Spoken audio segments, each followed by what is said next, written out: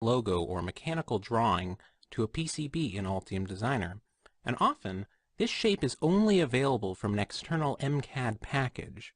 There are several methods available for adding DXF or DWG files, but this video will demonstrate the most effective way of doing this procedure.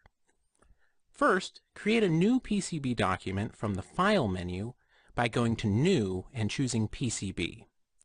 We will want a clean workspace to import into for this process, but the finished shape can easily be imported into an existing design or library. Before beginning the import, we'll need to set up a special rule to allow polygons to pour right to the edge of tracks and arcs. From our design rules, we can create a new rule by right-clicking on the Clearance Rule class and choosing New Rule. Click on the new rule to go into its properties and start by renaming it. When we are done, this rule can be enabled or disabled as necessary. Enter the query builder for the first object in the rule. This will be our polygon, which we can set by choosing In Any Polygon from the list. Enter the query builder for the second object. This rule will be setting a clearance from a polygon to tracks and arcs, so set the object query accordingly. Since we will want to include both types of objects, change the operator to OR. To pour a polygon right to the edge of a track or arc, as we will be doing in this process, set the clearance to 0. Next, go into File, Import, then browse to the location of your DXF or DWG file. Change the file type in the drop-down box to an AutoCAD file format, then choose the file to import. Set the scale of the shape as necessary, then select which layers to import to.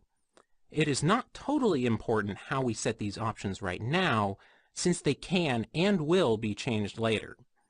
Verify that this imported shape is correct. If it is not, you may want to change some of the settings from the import dialog or change them in your MCAD program. Highlight the entire shape by dragging a box around it with the left mouse button. If your shape uses multiple layers, you can isolate one of the layers by clicking Shift-S on your keyboard to enter single layer mode. Press F11 to open the PCB inspector, then move the shape to the top layer. Also, change the width of the individual tracks and arcs to a very small value. The intent of this is to approximate the zero width lines of AutoCAD in a physical environment. Exit the PCB inspector, then begin a Polygon Pour by pressing P, then G on your keyboard. Uncheck the boxes that will attempt to remove sections of your Polygon Pour, then set the arc approximation to a very small value. The smaller this value is, the closer your final shape will match the original design. Place polygon vertices around the outside of the DXF shape, then right-click to exit the pouring process.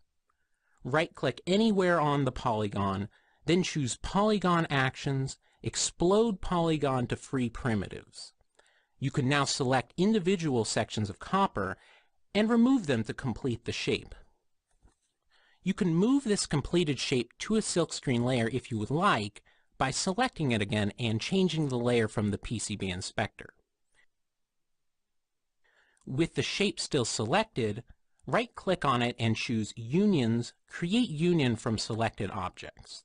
This will enable you to move all the objects in the shape as one unit without having to worry about individual objects moving independently. If you right-click on this union, you can resize it by choosing Unions, Resize Union. If your imported shape will be used as a component footprint, you can easily copy it to a PCB library by selecting it and using Ctrl-C to copy, choosing an appropriate reference point. In a new or existing PCB library, paste the shape anywhere in this workspace using Ctrl-V. The footprint's reference point can be changed from the File menu under Set Reference.